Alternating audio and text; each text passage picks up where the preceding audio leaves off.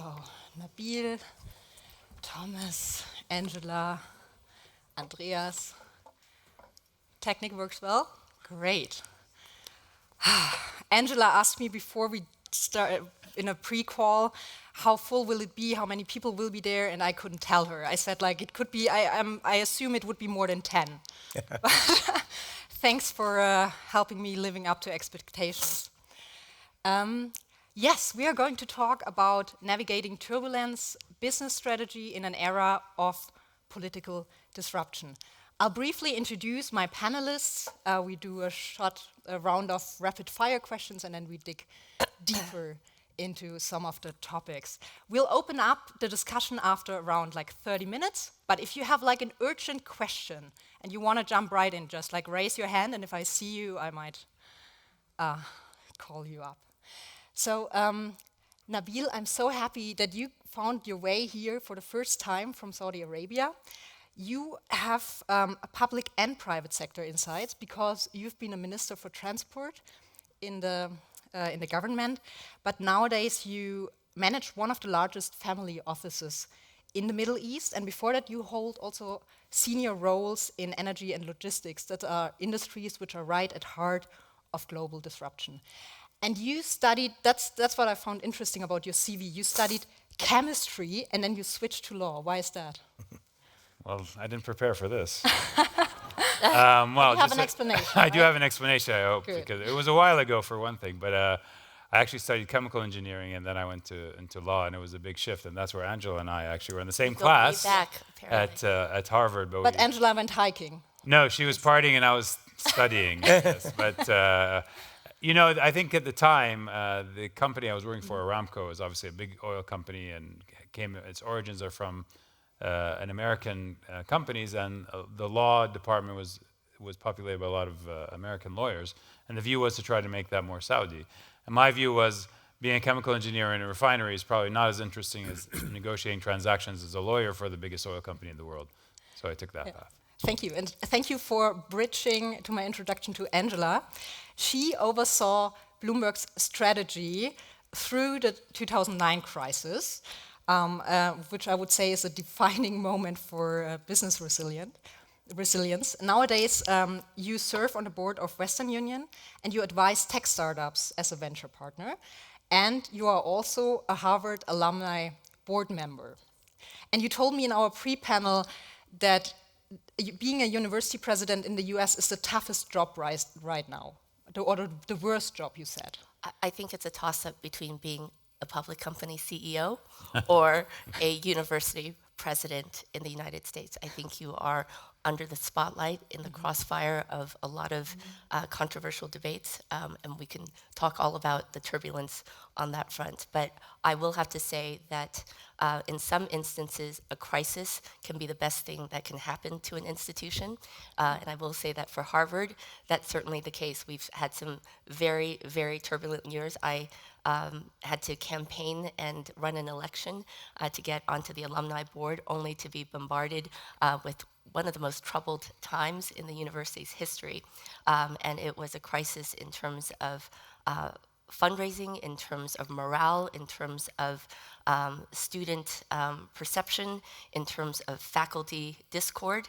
But in just the last few weeks, the tide has shifted. As many of you have read, Harvard became the target by Trump, which sometimes is the best thing that can happen to you, because now Harvard's been able to come out on the offensive and take a stand and say, we reject the demands. And one comedian said, the only thing that Harvard likes more than Trump is to send rejection letters. So it sent a rejection letter to the country. It's fighting a legal battle, and as a result, I was saying to Nabeel, one of the things that we've never seen is that people, even though Harvard has a $65 billion endowment, so I think it is one of the wealthiest universities on the planet, you still need an endowment to fund the vast amounts of medical and scientific research. And this is the first time, I think, in the history of the school where you have people who didn't go to Harvard saying, I'm going to write a check to the university because they're fighting a good fight, and all the other institutions, public and private, will be drafting off what happens in this case. No, it's a lesson in turbulence. Yeah. Thanks for opening up a whole topic for discussion. Andreas, you are heading Swiss Re, one of the world's leading reinsurers, and a company that literally prices systemic risk. And you took over that role only 9 months ago. And when I read your CV, I was surprised to find that you're still you're advocating strong for gender in business, and you are brave enough nowadays to still put that in your CV. Why is that? Because it's true. I sit on the board of Advance. Advance is an organization in Switzerland carried by member companies, 129 plus companies out of Switzerland, or international companies with offices in Switzerland who are represented at Advance. I sit on the board. And it's a clear business case for Switzerland in particular, because if you look at the situation in Switzerland, you've got very well-educated people, female, male, etc. But between the age of 30 and 41, after the maternity leave, more than 50% fall out of the system. They never come back. So just imagine about this investment, that's wasted. So what we did, we created a calculator. It's a ZKB, the Zurich Kantonalbank organized a calculator where women can put in their numbers, their details, and then it calculates how much money actually they lose as a family.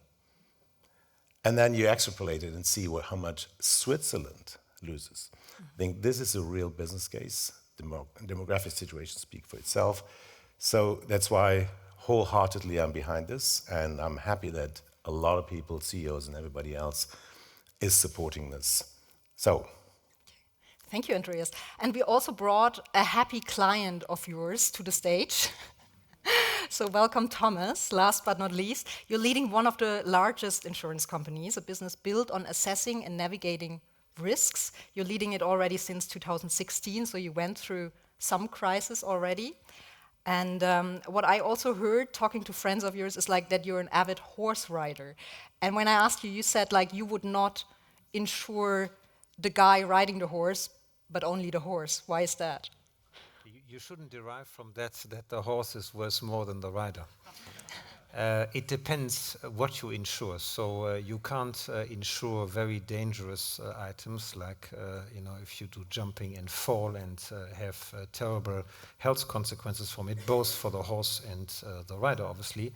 What you do insure is the main risk at a horse, which is around illnesses and colics. And so that's why we have this situation. But why the horse riding? Because horse riding is actually a good act of leadership. When you do jumping with a horse, it's a shared responsibility. You as a rider, you need to bring the horse in the right speed, in the right angle, in the middle of the obstacle. And once you are there, you delegate, you put your hands down, and the horse does the jump. And only when you receive the jump on the other end, that's when you act again. And this, at the very beginning, is very strange, because we are all human beings that love to control. And just giving control to an animal that is below you, or who you don't know what's going to happen, is a big act of leadership. And I've learned a lot through that. This is very validating, because I took up horse riding at 35. And so what you are saying is exactly right. There's an element of giving up control, but there is an element of harnessing control in a way actually that gives the horse a sense of confidence in how you are maneuvering. So Nabeel, great metaphor. We have to start horse riding. Yeah, Exactly. Yes, that'll be I was going to say, I an think I'm ready activity. there. I've given all control to my wife. So Are you calling her a horse? no, I'm the horse. I didn't expect this to turn into a leadership That's lesson. not good. You wanted the banter. Yeah, exactly. Yes, yes, yes. I go actually, for it. Fabienne asked Yeah. us to interrupt one another, Yeah, which is I think is a great directive, because it does enliven the dialogue. And I wanted to comment on something Andreas said when you said, well, why are you still doing this, and why does it make sense for your company? And I would just support that at Bloomberg. One of the things that I did that had nothing to do with my day job was we created an index called the Bloomberg Gender Equality Index. And it was also because there was a void in the market. There's the Dow Jones Sustainability Index, but there was nothing to measure where companies stood on gender equality. And I wanted to do something different. Everyone measures, women CEOs, women chairmen, chairwomen, but to look at products and services, to look at legislative impact, to look at policies and practices. And I'll just fast forward to the punchline, is that we found that it is one of the last remaining arbitrage opportunities, right? If you wanted to make money in the same way that you're asking women to actually input facts and data.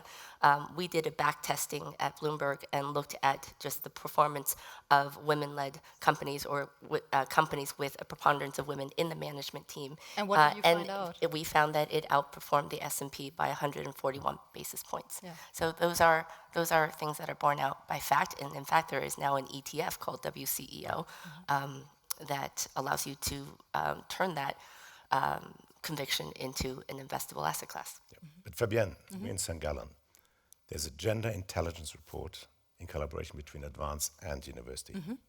So I recommend everybody to read it. There you see facts and figures about exactly what I was talking about and what you said.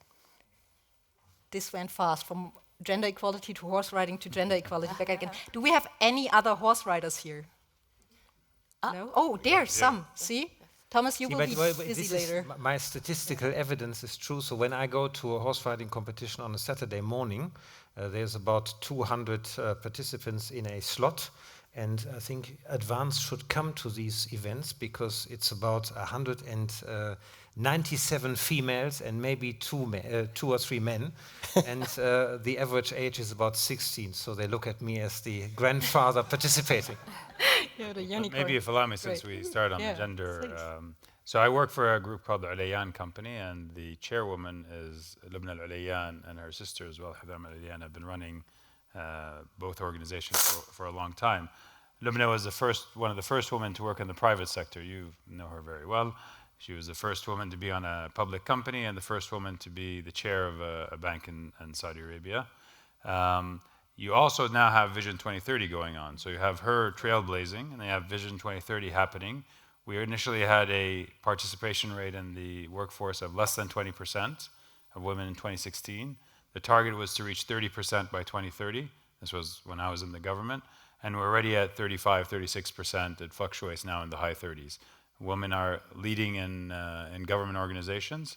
We don't yet have a minister in the cabinet. I think that'll happen soon. However, Her Royal Highness Rima bin Bandar is the ministerial level and probably one of the best ambassadors in the world. And you're seeing women running more and more companies as well. The bank that the group owns, we own 20% of a bank called Saudi Al-Awwal Bank, used to be Saudi British Bank. The top ranks of the N-1 is at between 35 and 40%, which kind of ranks among the highest among even European banks in terms of women in the workforce, or women in the top management. And do you already see an impact on performance? It has certainly improved in performance. The stock price has not rewarded us as much as we would like, but it certainly has been a positive impact over the last 4 or 5 years, I would say, yes. I brought a set of rapid-fire questions for you guys. This one, I don't want you to jump in. You just raise your hand when you agree, and you don't raise your hand when you don't agree. It's like a set of 10 questions. So we're starting. In 2025, geopolitical risk is part of every major business decision. Second, political risk now moves faster than our legal team can respond. CEOs nowadays need to be diplomats as much as strategists. For sure. Oh, so much agreement. A strong corporate value statement can be riskier than a weak earnings report. No. Oh. So, what next? We're passionately agreeing with each other. I expected at least one of you to raise your hand. But hey, there you go. Agreement all along the way. The ability to adapt quickly is now more important than long-term planning. Oh, still not. In 5 years, China will be a more predictable business environment than the US. Okay. I would say... You said more predictable. Yeah. Good. Okay. I'm half.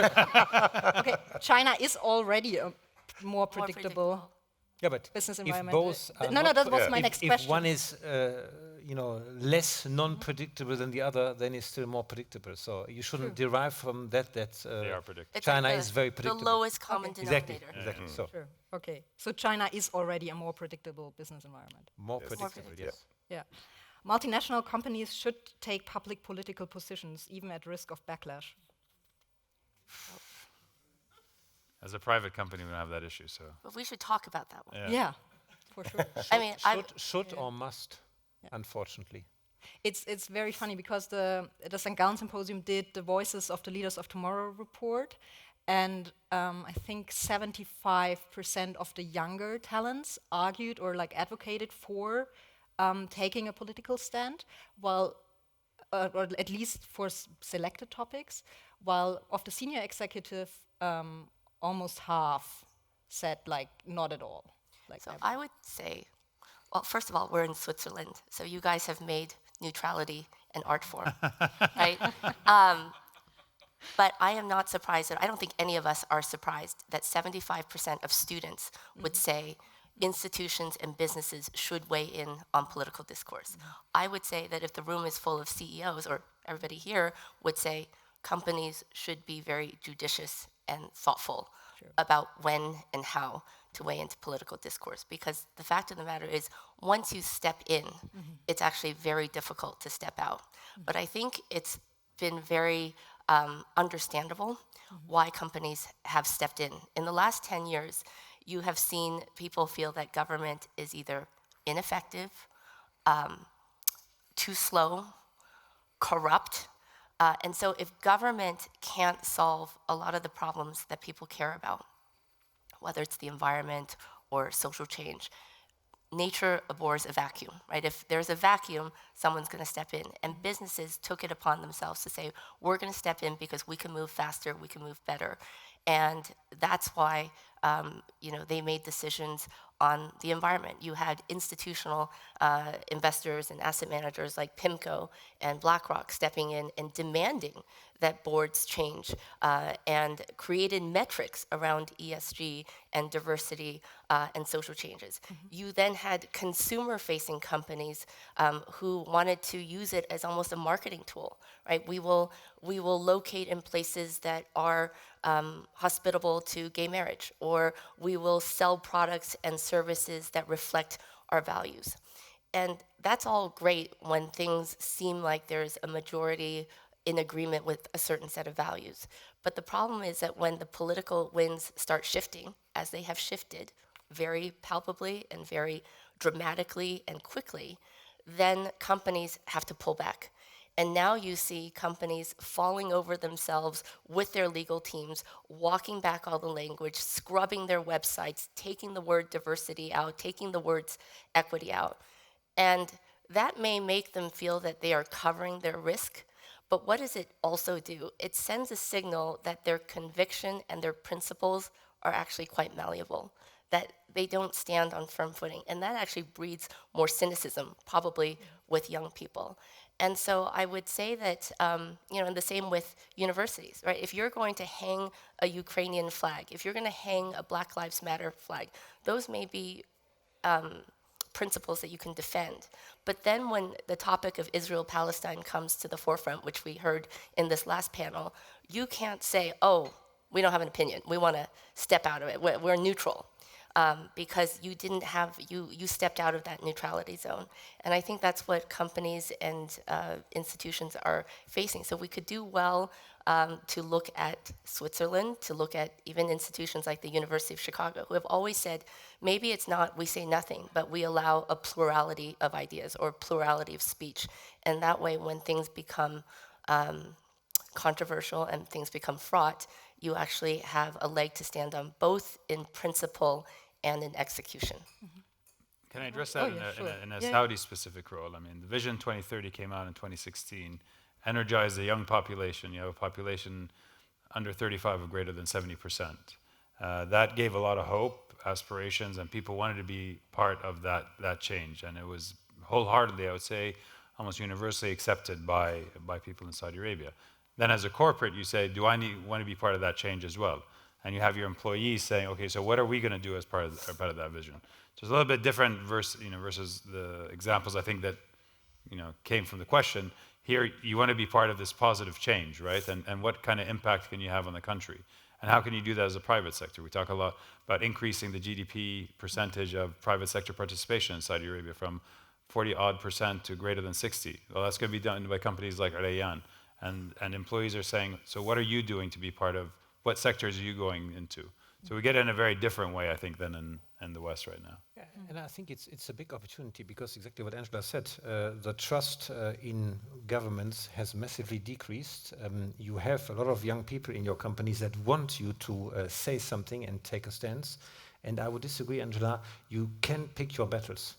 Because on some topics as a company you are legitimate because they touch your business and there you can really say and contribute, but on others you can't because you're not legitimate. And I think you need to make very clear where you can say and where you can contribute, because just criticizing, by the way, doesn't help either. If you do say something, it needs to be done in a way that you can contribute and support. But for example, in Israel and Gaza, it's very difficult, to because you are not part of this, and you also have the right to say, look, we don't know, we are not legitimate to say anything. And I think that works quite well. And it depends also a little bit on which business are you in.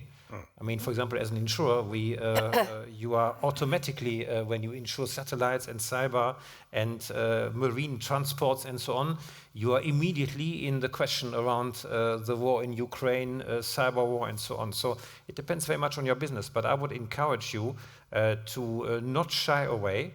The risk of taking a position has much more upside for you and for your employees than to shy away.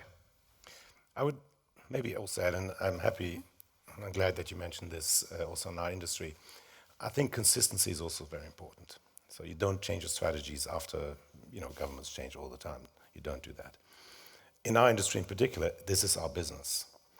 So climate change and natural catastrophes, that is our business. It's exposure. It's about understanding what happens.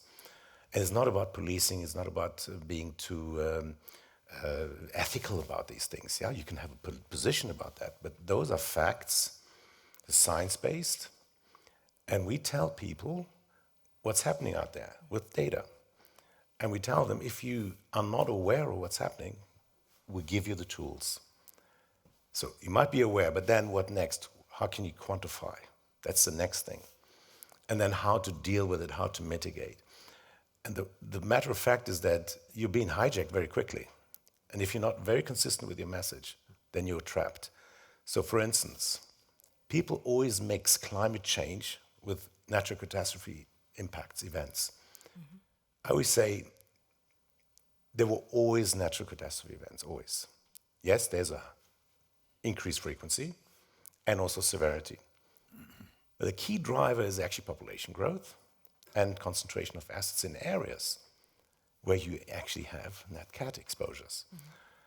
So now, climate is adding obviously to it, so it adds to the complexity, but it's not the main or the single driver. So let's have a proper conversation and not moralize everything all the time. So we're here to support. It's, by the way, for shareholders, we are a long-term player, yeah? So we need to manage that volatility. Yeah? So the better we manage it, the better it's also an investment case. So.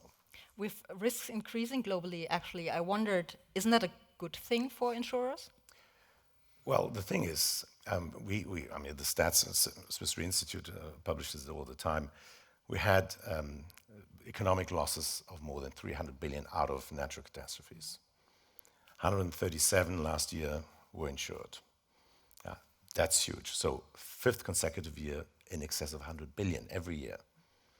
This year we said 145 plus, definitely, and depending on what happens, there's a 1 in 10 probability that we could actually have a 300 billion event, depending how the frequency shows up. We had a very tough January, LA wildfires. Mm. So a third plus of nat cat budgets have been consumed already. Mm-hmm.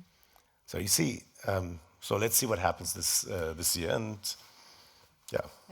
I think if you zoom out again from the natural catastrophes, the risk landscape has dramatically changed. I mean, we come out of a phase where you had one risk, you dealt with it, there was a piece of quiet and calm, and then the next one arrived. Here, you have plenty of risk at the same time.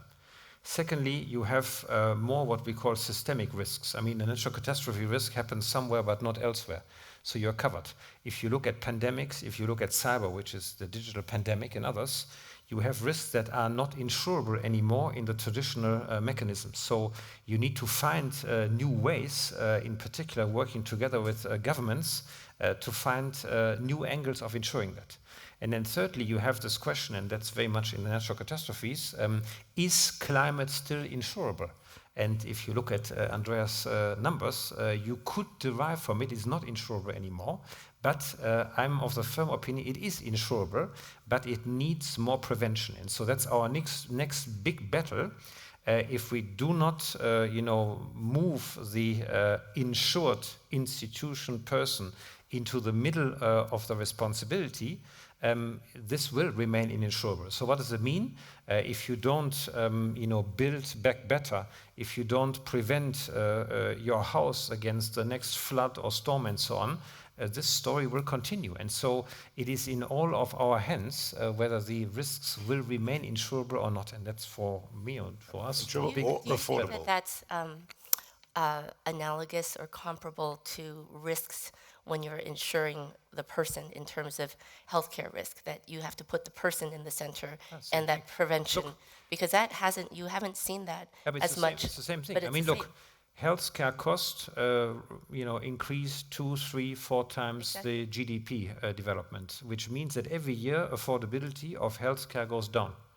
But many healthcare issues can be prevented. Exactly. And so for me, in 10 years, prevention will be core part of your insurance contract. Otherwise, it will be difficult to insure. For $1 spent on hazard mitigation, you save $6 for rebuilding. Those are studies that are available. Nabeel, from an investment point of view, what would you say, or what would you consider your biggest strategic threat right now? Well, we grew up, as an organization in a very turbulent region. I mean, the geopolitical turmoil in the Middle East is a constant, not something that we periodically get. So we as a group have always relied on our values, right, as a way of getting us through the tough times, be it the booms and the busts, be it wars that go on in the region. The troubling one about this current turbulence is it's obviously almost self-created, right? It's not a macro event. And the trouble that the tariffs and the consequences on the public markets. From a kingdom perspective, we aren't seeing that as a major risk yet to us. It has created turbulence within our public markets. Unfortunately, we seem to be going down with the U.S. market, but we don't go up when it goes up. So we get all the downside of his, prognostications versus the upside as well. So that's been tough for us in terms of what we invest. But we're long-term investors, so we don't look at this as something that's, it's going to be a problem that the world has to deal with as a geopolitical risk that's now just higher. And I think the real risk is, what if something breaks in the world right now? You have already India and Pakistan having some troubling events happening today. How does the world now react in a Trump-led environment where international organizations are undermined? How do people work together in this multipolar world? I think that's a risk. So I'm not sure I answered your question, but I think it's a broader risk for all of us. I think I agree with you. It's terribly difficult to invest now. And also it's terribly difficult to understand what's going to happen because so many variables are moving at the same time. If you look at that tariff decision, the dollar devalued, interest rates moved, equity markets moved, liquidity in every market moved. So the complexity is so high, and I think at the end of the day, for investment, you have to go back to basics. And the basics is try and have your finger in every pot, but not too deeply in, which means be as diversified as you can. That's your best life insurance at the moment. Because every other bet you take, even if you say, look, I'm only keeping cash, the inflation will bite you. And so it's probably, you have to go back to basics. Going back to basics, going back to like your strategy, like sticking to a long-term strategy, this seems something you all agree on. And like with you, Angela, with the 2009 crisis, where you steered Bloomberg through, can you tell us how you experienced that and what you did back then? Well, as background, I was leading strategy at Bloomberg LP, Mike Bloomberg's company. I spent 12 years working for Mike Bloomberg, 2 in the administration and 10 at the company. And we were in the first year of rethinking what Bloomberg LP was. And Mike Bloomberg gave no direction. His only mandate was keep the company great. This is a company that had been about 25 years old. I think he actually saw a lot of parallels between Bloomberg and Microsoft. It was built on the vision of one visionary founder. Grew up with 0 acquisitions, all organic growth. One of the first things I did was look at how many companies have a 25, 26-year history, 22% CAGR, 0 acquisitions. There were only 4 companies in the world that had that. One of them was Countrywide Financial, and they folded in 2008. And so we had just launched our long-term plan when the crisis hit, and it felt like an existential threat, because every day the headlines were, will banks survive? What is the future of capital markets? Will New York City cease to be the financial capital of the world? And so Bloomberg, many of you probably have used the Bloomberg terminal or subscribe to Bloomberg Financial News. Bloomberg is the connective tissue for the capital markets. So if all the headlines are pointing to the demise of the industry, then you're in a place of distress. And so what did we do? This is, I think, apt for today's lesson You did the in opposite turbulence. of what people would expect, We right? did the opposite. But the first thing we did was actually we looked to history. And if you looked at history, there were 11 booms and busts in New York City, or the US's history, since the 1800s. Each time, it was the same pattern. Each time, there was an innovation, whether it was the railways, assembly lines, telecoms, the internet. Each time, there was an innovation that sparked exuberance. That exuberance led to overexuberance. The overexuberance led to a bubble. The bubble leads to a crash.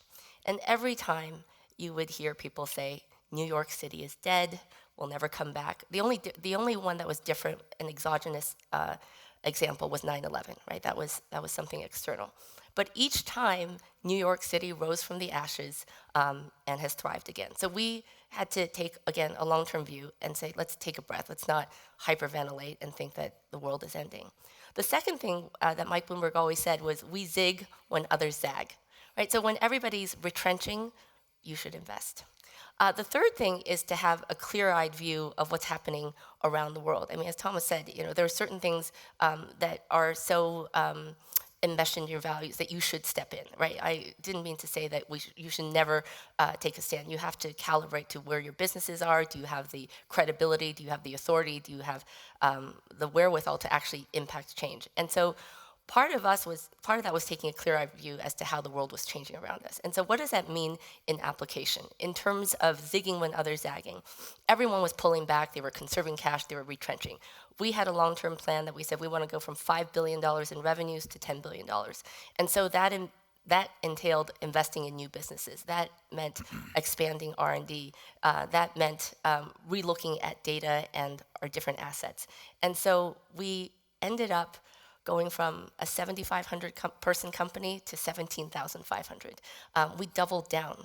What did it mean in terms of being clear-eyed? There was an adage at Bloomberg, you always sell to the desk head, the trader, the salesperson. You never, ever talk to the C-suite, because the C-suite is a roadblock. But when I would talk to CEOs, I'd say, what is the number one thing on your list? Nobody would talk about market data. Everyone would say, we have to fundamentally rethink our tech stack. And I'd say, well, is Bloomberg on your RFP list? And they'd say, well, no, why would it be? You're not a tech company. Mm-hmm. And I'd have to say, well, actually, we are a tech company, because we were a managed service before anybody else was a managed service. We had the data feeds, we had the platform, we can help you co-locate your servers, we could take a lot of costs out. And so that required a whole new thesis for the business. It meant selling to the core. And there's also a phrase that, Rahm Emanuel, who served under Obama, said, "A crisis is a terrible thing to waste." Right. So even in this time of turbulence, and you can tear your hair out, but I think some of the CEOs are looking at Doge and saying, you know what? We may or may not like Doge, but there are certain things that you can take from that and apply Doge to our own company, because there are certainly inefficiencies that we can mitigate. And so I think that the companies that are going to do well weathering, one, it's the long game. You look at history, people are like cockroaches. We come back. We're more resilient than we think. And if you embrace innovation, and if you take the risks, thoughtful risks, and you are clear-eyed about the world that you live in right now, then you will not have wasted this crisis. So if you're looking for some optimism, Angela is your woman. She accused me of being too optimistic, so I'll inject some pessimism. I would never accuse someone of being too optimistic. But like looking at, I know, I'm going to the audience questions soon, no worries. So please prepare your questions. I have like 2 more into this direction and then opening up. Do you, just very briefly, Angela, do you feel anything is different nowadays compared to like the big crisis in 2009 about navigating disruption, or would you say like everything you learned back then you can? Oh, everything is different right now. I mean, well, one, and Thomas, you mentioned this. One thing that is good to kind of calibrate is that the crisis of 2009 was also born by credit risk, right? And that was systemic. You had too big to fail. You had systemic risk. Right now, we don't have that. We have geopolitical risk. That is different. We have some system, but it's not the same kind of credit risk that we have back then. And maybe I'm being too optimistic, and maybe I sound like Larry Fink, because when he was talking to the economic club, he's like, this is when you're investing for the long run. I wouldn't say that the parallels are exact, but in terms of the mindset of navigating turbulence, I think there are a lot of parallels that you can draw. I think the next crisis is credit again. Yes. But it's a different crisis to the last one, because if you look at a simple fact, 50% of the global assets have moved from the regulated part of financial services to the unregulated part, what we call like alternative assets, so private credit, private equity, and real estate. Those are obviously less regulated than what banks, insurers, and asset managers are. And then when you look, for example, €1 or $1 that has left a bank balance sheet has become what today? Between $2 and $4. So the the level of leverage is very high, but it's much more distributed in a different way. And what you have seen the other way, the other day when President Trump was announcing his tariffs, was, I think, a first taste of that. You had the interplay between liquidity that became short in the market, and liquidity is always the driver for refinancing this credit, and all of a sudden people having to do margin calls. And I would say in English, you have a nice expression, the straw that broke the camel's back. That's what the tariffs were, and this is not over yet. Opening up for the audience, does someone want to jump in right with a question? Otherwise, no worries, I came prepared. There we have one. Can you getting a microphone? And if you just briefly want to introduce yourself in the beginning, I think that would be great. Thank you. Thank you very much for your very interesting speech and presentations. So my name is Anna, and I'm currently studying at Berkeley for my master's program. And I have a question for Ms. Angela Sun regarding the risks and very turbulent times that Harvard University is going through right now. You're going to cost me my board seat. I'll take it. We're gonna duke it out here. Symposium is enabling careers. But this is we are under family. Chatham House rules, so we're so protected. So what do you think that the best trajectory, or how should I put it, strategy that Harvard can possibly implement to minimize its losses, specifically now when the Trump administration also announced the potential disruption of the tax-exempt status of Harvard? And I'm also wondering if the Harvard initiative to ensure that all of its students wouldn't have to pay tuition if their families have like a certain income would continue, or if on the contrary now they would have to pay again? And would you consider increasing also the tuition fees? These are big questions, and it's almost as if I were the president of Harvard, and thank God I'm not. Let me take your first question in terms of what's the best tactic. I actually think that the current playbook is one that is cogent and defensible because it is multi-pronged. I mean, there's what's being played out in the press, and then there's also what's happening with a team, obviously, of lawyers and communications experts, strategists. Number one is that they have taken a hard stance and they are rejecting a lot of the demands. It's distinct from what was asked for from Columbia because there was demands on oversight on admissions. There were demands on faculty appointments. There were demands on curriculum oversight. And so the very kind of legitimacy of a university in acting independently and in creating a curriculum and an educational environment and a research environment was at stake. And so Harvard did what it could only do, which is aggressively reject those demands. And that is being played out in the courts. That's one prong.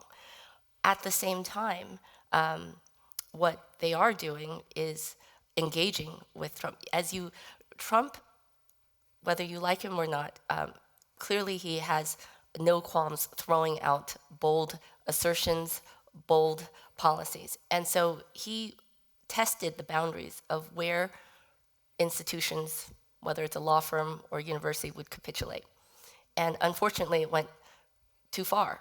And so when Harvard came out and went into the public realm to defend itself and said, this is why we're not adhering to these demands. And by the way, people couldn't believe it. Overnight, they completely changed the website of the university. I encourage you all to go to the Harvard University website. It's radically different from what it ever was.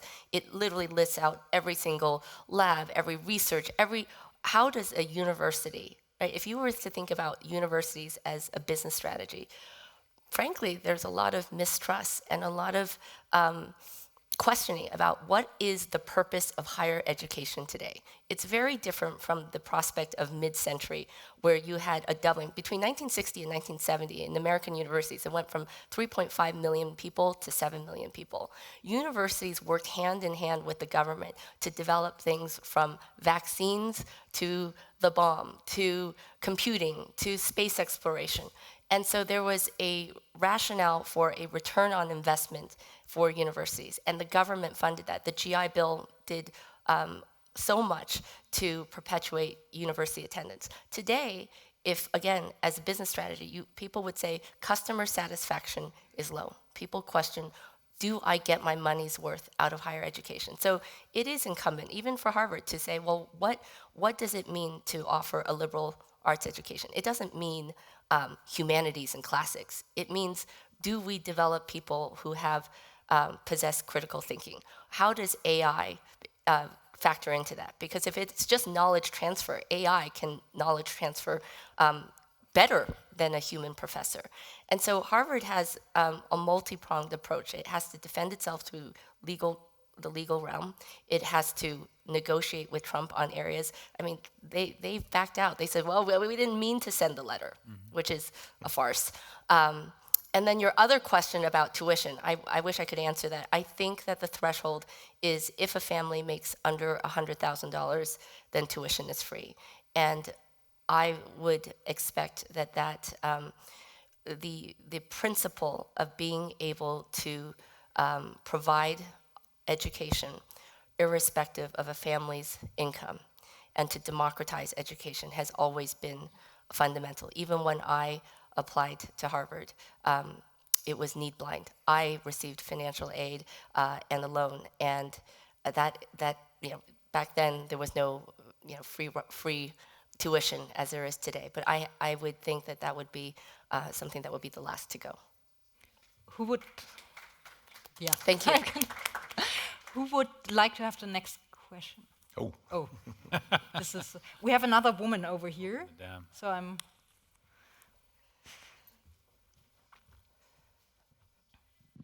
Hello, everyone. My name is Daniel Mullings. I'm from Kingston, Jamaica, and I'm one of the young leaders. I'm very curious about how you prepare yourself for these roles that have so much risk and so many challenging, priorities. And so I'm curious if any of you have any, like significant experience. It could have been education or maybe in a job or so on that really prepared you to manage these types of risks and sit in the type of high-level positions that you hold. Shall I start? Feel free. I also thought about So, Andreas. you cannot prepare for that. And it's every day a new discovery. When I got selected for my current job 9 years ago, I had to go through a succession process of 3 years. We had to do all kinds of stuff, assessments here and there. I even had to write a book. Who am I? What is my strategy for AXA? And how do I put it in place? And so I thought I was quite well prepared. When I had my first meeting, my first town hall, my first meeting with regulators, my first meeting with analysts, my first meeting with media, I realized I was not prepared at all. What did I do? I spent my breakfast, lunch, and dinner with people who knew better, and I just did it in a simple way. Copy what others have done and reinvent yourself on the way. And I still do the same, by the way. Yeah. What about you, Andreas? Yeah, no, just I got the same question today from the leaders of tomorrow.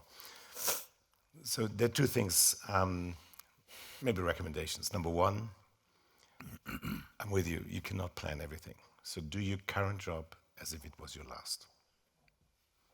Second advice, help others without expecting anything in return. The rest will come.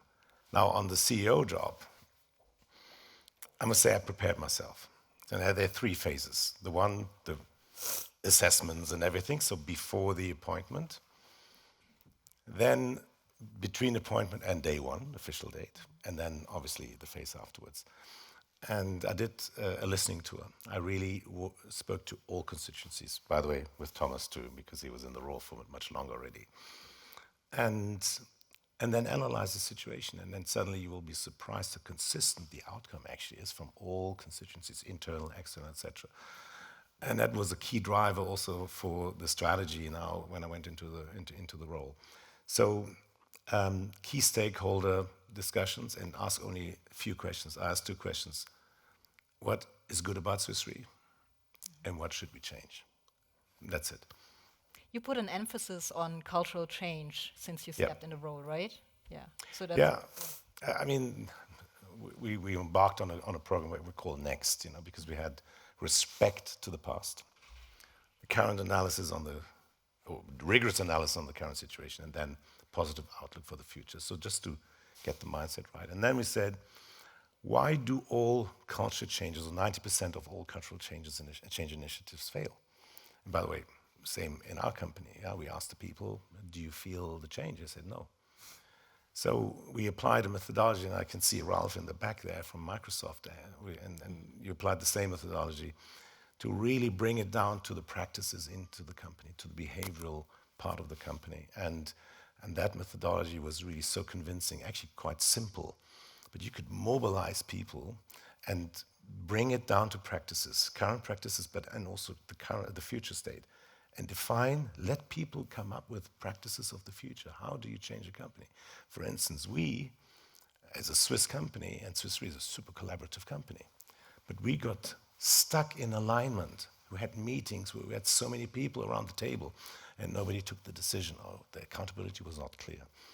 So we now said, okay, we introduce, once you go into Outlook and do your planning of the meeting, we introduce the price tag, meeting price tag. So it reminds people, should I invite 100 people or 10? Who do I actually need? What's the purpose of the meeting? It's just small things. People came up with this. And there are many, many more practices. We have a practice wall. People can access it on the enterprise portal. And then that's how you mobilize it. We've got next movers now, all the things that you typically do. So maybe if you just allow me please. to. I think listening is very important. Right? The more that you're higher in an organization, the larger the organization, the more you need to listen to what's happening in the organization, and not be the one who's in the room talking, right? And depending on the size of an organization, there's periodically times you need to go down deep in the organization to try to understand what's happening. That means you don't stay there very long, but you just need to get a sense, okay, you heard about a problem here somehow, you dig down, and then get back up very quickly. But it gives you a sense of what's happening, especially in large organizations. Not the same in a small startup, but I'm just saying that is an element that you kind of need to be continuously thinking about, going down very quickly and then back up as a CEO again. Great. I'd like to take 2 more questions, maybe 3 if our panelists are answering sharp and short. Yeah, it's our over fault. here. Thanks for the reminder. Nice criticism. Should we raise our hands? Thank you so much for all the wonderful questions and answers. My name is Marshall. I'm a Schwarzman scholar from China. And my question is, when you make major business decisions, whom do you listen to for geopolitical advice? And would that give a rise to the rise of profession of geopolitical analyst? Thank you. Oh, that's excellent. I can jump in. So I was nominated 5 years ago to join the operational reserve of the French Marine. And at first I didn't know what I should do with it, but then I went into it, and I have to do about 15 days of service every year, and that is my best and has been my best geopolitical course I have ever received. Great. That was short and sharp. Yeah, you said. Anyone else? Great. Yeah, we have a strategic council at Swiss Re where we invite people from the globe, national security advisors, MI6, central banks, and opinion leaders in the world. And that diversity of thoughts, I think we bring in together. But then also we do extensive scenario planning. In particular, now we ask for external advice, experts on geopolitical strategy advice, to help us to refresh. And as we speak, we go next week into a strategy workshop. So we took this input and stress test our current position, plus then where we're heading in the future. I think this is more than ever very important. But we've been doing that for quite a while, but I think we needed to test ourselves. Do we still look at it through the right angle? I went to Washington just with no expectations and no opinion. I just wanted to listen. Who's out there? Who are the people? Are we talking to the right people? So refreshing, I can tell you. And by the way, did the same in China. Very refreshing, go on the ground, see yourself, draw your conclusions. Leading people. Nabeel and Angela, whom are you calling? I have a slightly different view. I mean, in terms of sources, in the boards that I serve, it's similar. You bring in a diversity of views. You bring in experts. You bring in people, even like McKinsey. I am on the Council on Foreign Relations, right? And the Council has always been a body that tries to put out a view towards some of the key geopolitical foreign affairs issues. The problem is that we're in a world where there's so much unpredictability, right? So if you were to backtest and you say, let's get all these experts that we ratify as experts, and could they have predicted when Ukraine would happen? Could they have predicted some of these areas? And if you're honest, a lot of those things were not terribly predictable, or if they were, businesses were not prepared to really guard against that. So I agree with you that on the ground, it's also one of the reasons why like a news agency like Bloomberg, at a time when a lot of news agencies have cut back, there's something to be said about having 196 bureaus and having reporters on the ground, because you need context. You need to understand not just when a crisis hits or when an event unfolds, but the context of the people, the context of history, the context of businesses, and having that localized lens is important. But Ukraine was predictable. And that's the point. We didn't listen to it. We didn't see the right signals. That's right. True. Well, one of the things that I've seen on boards is bringing in a diversity of views and experiences. For example, Dominic Barton over there is on the board of the Olayan group, along with others from different parts of the world. They don't necessarily are political analysts, geopolitical analysts, but he has 1,000 conversations in a year that person has 500 in different parts of the world. You kind of try to synthesize that in some way. Now you can go to the McKinseys and all the rest of them, and that's fine as well. But I just think that you also should have that in part of your decision making, that diversity of views on what's happening globally. Can I say something on the diversity of views? Because I want to acknowledge, I'm assuming that everyone with a yellow tag are young people. Is that right? Young? I don't know how people define young anymore. Under 50. At 50. I'm 50. I used to be the young person. But when I look at diversity, I mean, so much about diversity, the conversation in the last 10 years has been around gender diversity or racial diversity. And I've always liked to look at cognitive diversity in organizations and on boards. And that's one area that has been slow to change on boards. I was the youngest person to join the board of Western Union and Cushman. I'm sure there was skepticism. I even went to my hairdresser to try to get a matronly helmet haircut, and they said, absolutely not. You're going to have to impress with your brain and not your hair. I said, should I go gray? Anyway, putting that aside, cognitive diversity is important, but it hasn't. It is still an area, I think, that needs more thought. And this whole conference is based on the premise of intergenerational leadership. This whole conference is premised on the fact that you need leaders of today to dialogue with leaders of tomorrow. Why? Because you have completely different views about risk. You have different views about opportunities. When you are a young person, if you are 25 years old and you're thinking about investing in a company, your time horizon for retirement is decades and decades away. If you're someone who's 50 and making an investment decision, your assessment of risk and opportunity is necessarily contracted. And I'll tell you one story that you'll probably get a kick out of. One of my first meetings at Bloomberg was with Steve Jobs. And we were meeting with him, and we were developing an Apple app, but we didn't want to talk about it because it was still very much in development, and we didn't want to get into the technicality. So we had a much more general conversation, and we asked him about user interface. And we said, you know, we have this conundrum at Bloomberg because for those of you who've used the Bloomberg terminal, it kind of looks like it's from 1984, right? It looks, it's sort of like DOS. And, but the people who are longtime users, they become irate if you just change a column because the way they use the terminal is like calisthenics. It's so rote, so you can't change anything. And if you're a young person who grew up with the internet, you look at this machine and you say, what the hell is this? Like, how is this usable? And Steve Jobs said, stop, stop, stop, stop. Nature has created a solution to your problem, and it's called death. Your older users will die. And so you don't build product to your older users. We don't have a senior citizen Macintosh.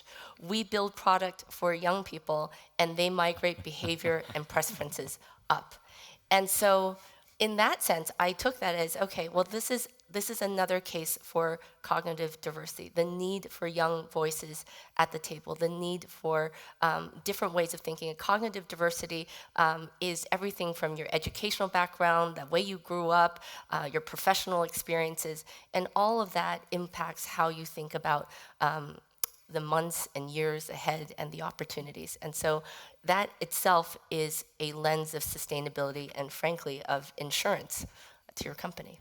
I think with that you have at least half of the room on your side.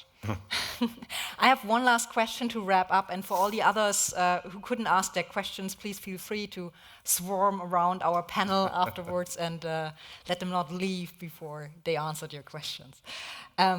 So just a closing question for you guys. Looking ahead to the next 5 years, which political or regulatory risk are you preparing for that others may be underestimating? Yeah. Social fragmentation, the biggest underestimated risk. Let me build on that. Social fragmentation in an advanced democratic nation. Thank you. I actually have to agree with that.